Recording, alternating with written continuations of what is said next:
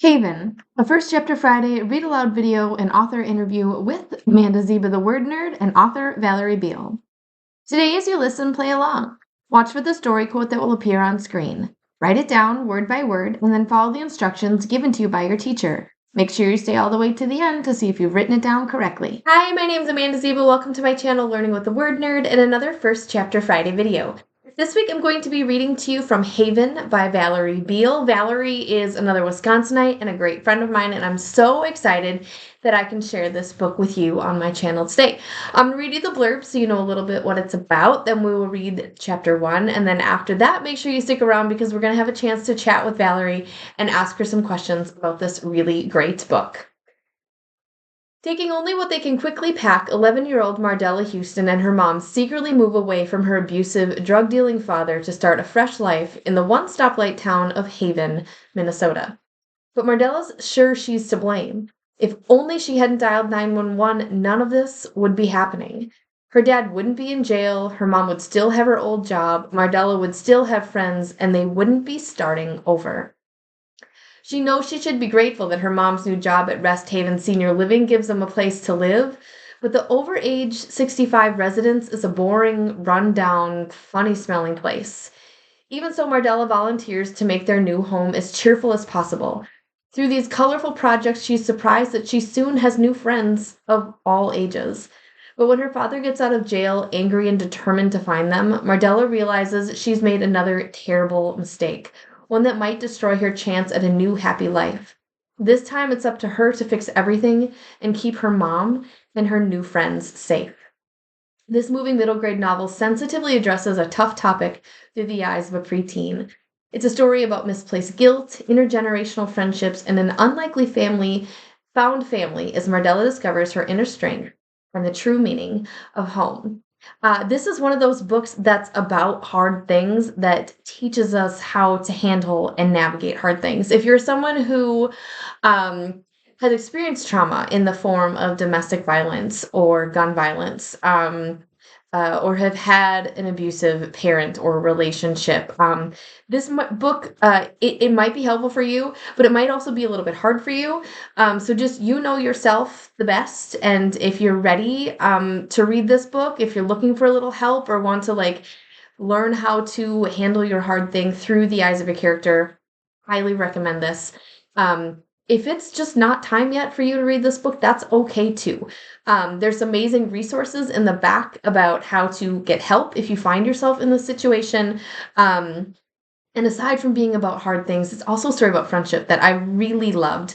And so now I'm going to read you the very first chapter so you can kind of get a taste for the story.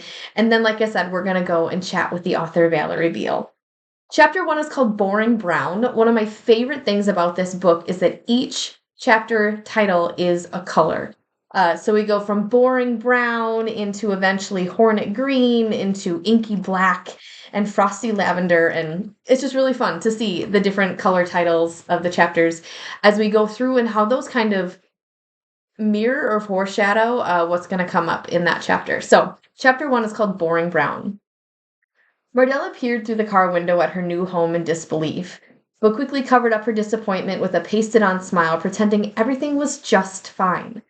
Her mom did the same, saying, "Here we are," in a forced sing-song voice that told Mardella she was pretending too. The building they parked in front of was boring, boring, boring. Everything was brown, brown, brown. Brown bricks, brown doors, brown shutters. It looked like a big pile of, well, you know. Much of the paint was chipping and a couple of the shutters hung at funny angles.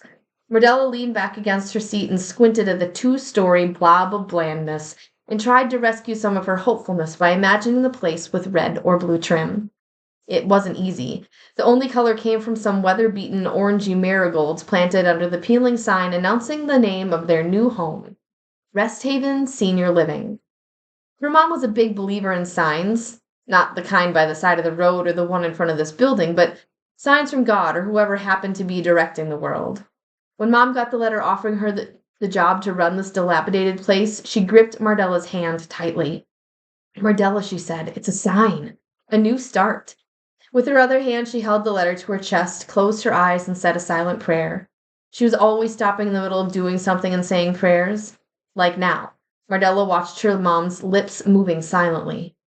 Mardella waited until her mom was done before getting out of the car and slamming the door. There had been a lot of prayers lately.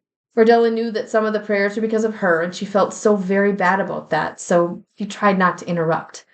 While Mardella always noticed her mom's prayerful pauses, she had been hopeful that nobody else did.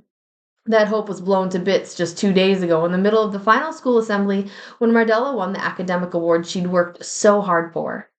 Mardella was admiring her beautiful gold-trimmed certificate when snooty Jane Bagley of the big Bagley Food Emporium, and don't you forget it, said in her biggest Bagley voice, "Mardella, what is wrong with your mother? She's always stopping and doing that."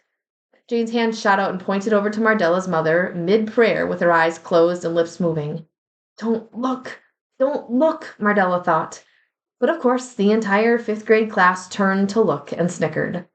Mardella ignored them and stared straight ahead at the clock that hung dead center on the wall of the gym and counted backward from 3:30 when the bell would ring and fifth grade would be over. The worst school year of her life. Gone, gone, gone. She had 4 minutes left to endure, and gripping her certificate so tightly she dented the edges, she pleaded for it to go faster. The principal droned, "Have a great summer, stay safe, read a lot, be smart, see you all back here in September." Not me, Mardella thought, knowing they'd be living somewhere else by then. After their fast-paced secret packing and long driving from Illinois, now here they were, in Haven, Minnesota. Mardella sighed. Their new home looked nothing like the bright, cheery place she had imagined. Her flicker of hope sputtered out like the last candle on a birthday cake, leaving only the wispy ribbon of smoke twisting away. If you want to find out what happens next to Mardella and her mom and all the residents of their new home, totally pick up a copy. But right now, we are going to head and chat with the author, Valerie Biel. All right, readers, we are here with author Valerie Biel and in for a real treat today as we interview her about her book, Haven. I know we've just listened to the first chapter, so I've told Valerie no spoilers for the rest of our questions. But Valerie, thank you so much for being here today. I'm really excited to chat with you. Thanks so much for having me, Amanda. I'm just so pleased to have been chosen for a first chapter Friday. It's very exciting. I feel honored. Yes, So thank yes, you. Thanks it's for such having a fun time. me. My first question for you is that Haven is a book about hard things. And part of the reason I love books is they help me through hard things. And so I'm wondering if you can just talk a little bit about why you chose to write a book about a hard thing and why it is important, even though it can be uncomfortable for us as humans, why is it important to read and write hard things? I think that my main reason for this is that we talk a lot about windows and mirrors, and for a mirror to reflect back to you something that you're already going through is very helpful in literature, in story.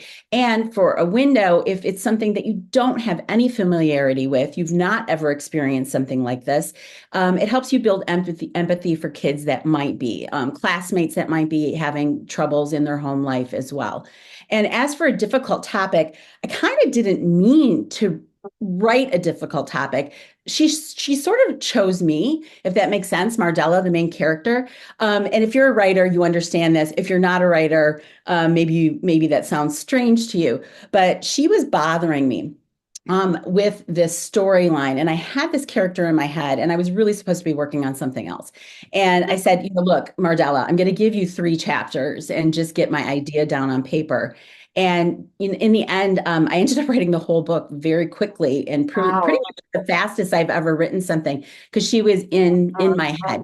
Now, I don't have any experience personally with having an abusive home life. I have family members who have had this, like siblings.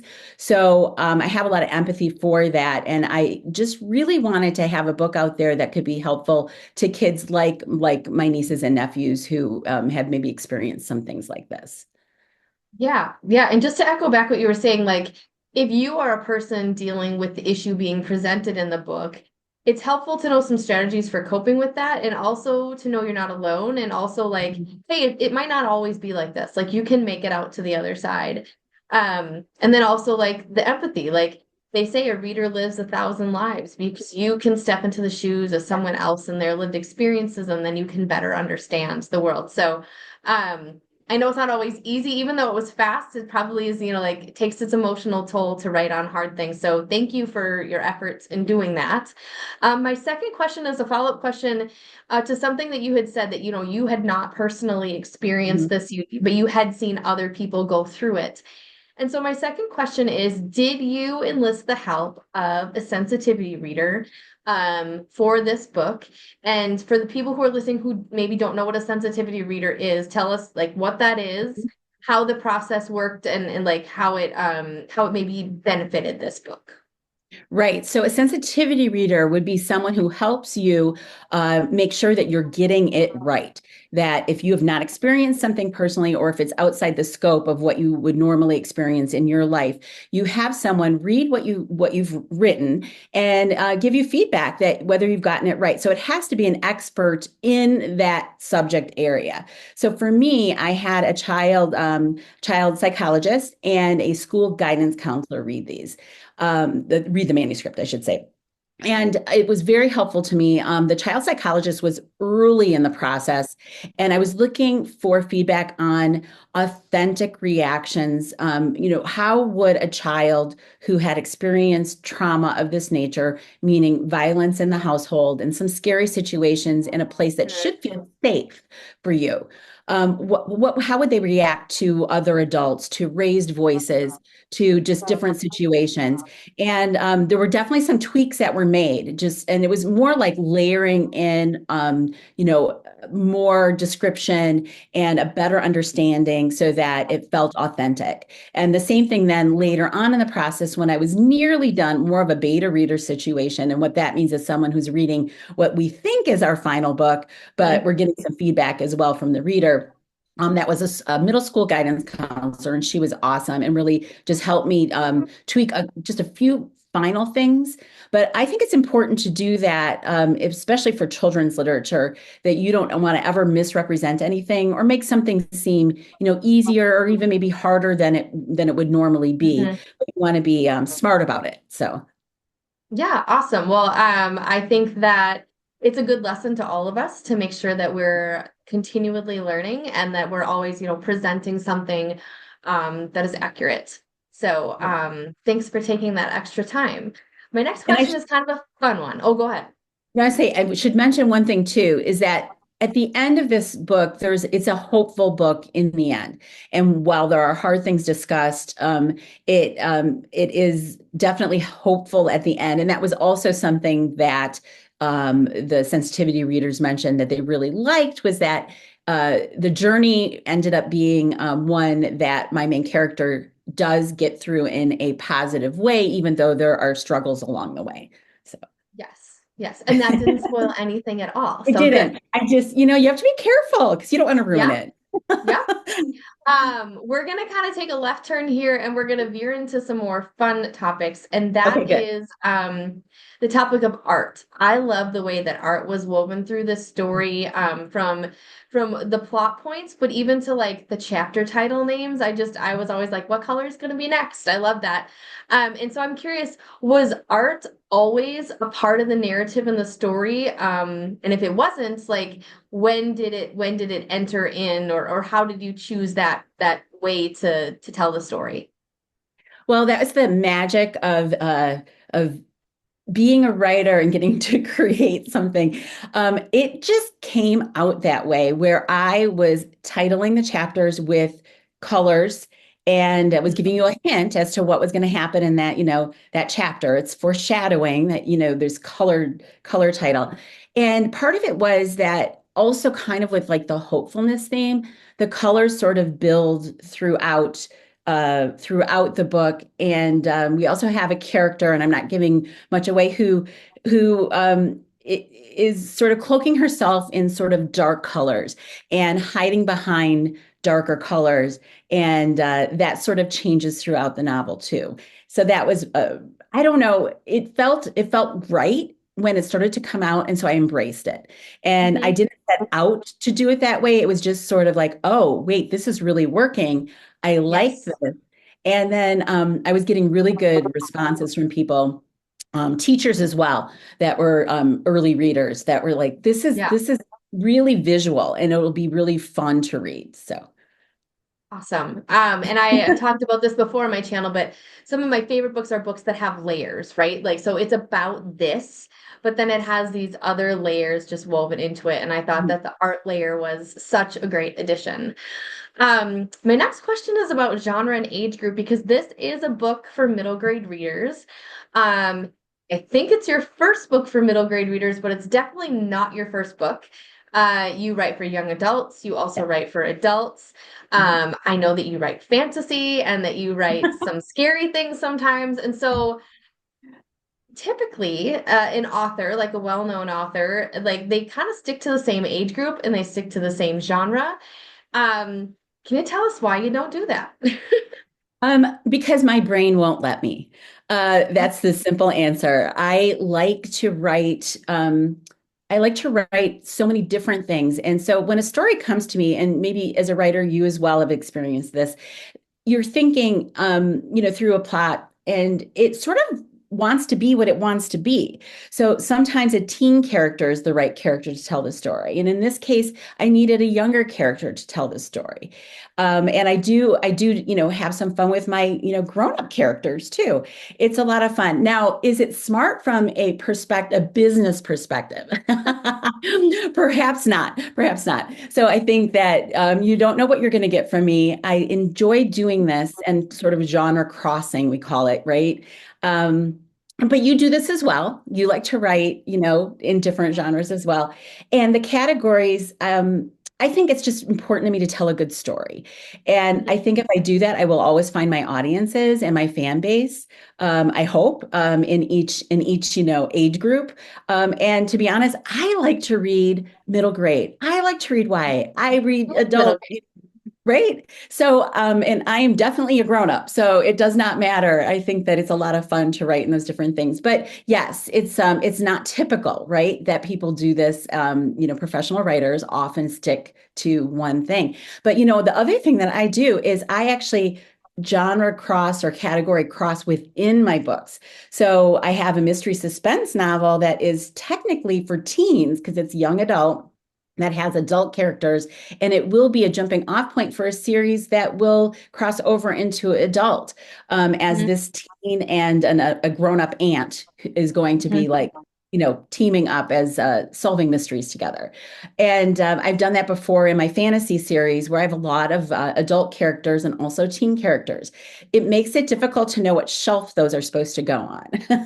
mhm. So it is difficult, but it's a great thing. Thank you for asking that question. It's kind of fun, but the short answer is I just can't limit my creative brain to one sort of like lane. Yep, that makes sense for me. When I write the idea, the concept is always more important um, than the target audience. And I'm not saying that like the idea is more important than the readers, but like telling that story, that idea, that Mhm. concept, and then I figure out who the best audience for that is. And so I'm the same way. The idea comes Yes. first. Like that's Yes. the thing that lights you up. So I get I it, but know. thank you And for it's explaining fun. it so clearly to the readers or to the viewers today. My last question for you, I know we're getting short on time here, is what is your favorite part about being an author? Maybe it's a part of the process, maybe it's like in a specific activity related to writing, but like what is your favorite thing about being an author? So I have two favorite things, and they're on opposite ends of the spectrum. I love the creativity of it. I love the jumping off point when you sit down with a new story and just you just are excited about the new characters or the setting or the scene, the initial inspiration for that story. And then on the other side of things is once the book is out into the world, one of my favorite things is when someone comes back to me and says, that what I wrote mattered to them. Isn't that just the best? And somebody says, this was, I loved your book. And it's not just I loved it because it was a fun read or whatever, but like it was what I needed at that Mm-hmm. point in time. And often, we read for entertainment. That's great. I love it. Please be entertained and enjoy the stories. But when someone gives you that feedback, that's everything, right? That's just everything to me. Awesome. Well, thank you so much, Valerie, and for sharing all those things with us. And we get to learn a little bit more about what it's like to be a writer. Um, Before we go, can you tell us if you're working on anything new? And also, if readers have more questions, where's the best place to get a hold of you? Yes, excellent. So I am, and are we always working on something new, or we should be? But I am writing the fourth book in my Circle of Nine series right now, and that is a fantasy series that is for probably about age 10, 11, and up.